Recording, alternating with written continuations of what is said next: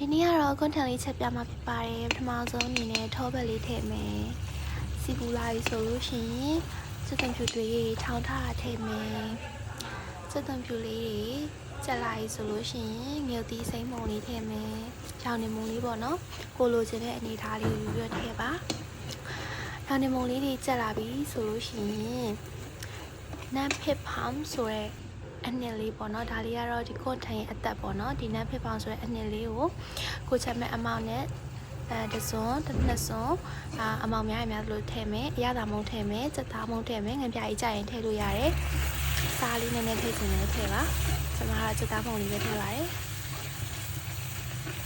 ပြီးရင်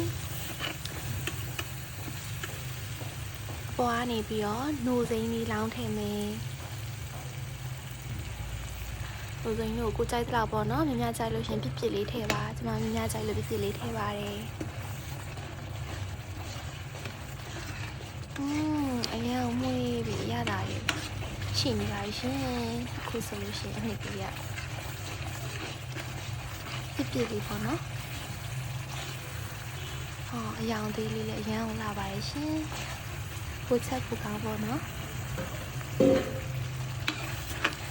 စီလေးလည်းပြန်လာပြီဆိုလို့ရှိရင်အသင့်ပင်လေစားကိုထဲမဲ့ပစ္စည်းတွေကိုထည့်ပြီးတော့ရောက်မှုလို့ရပါရှင်ကျမတော့ပစုံနေပြောင်းမှုတွေကိုဖြုတ်ထားပါတယ်နောက်ဆုံးတော့စားလို့ရပါပြီရှင်လွယ်ကူရွှေရှင်တဲ့ဟင်းတစ်ခွက်ပါထမင်း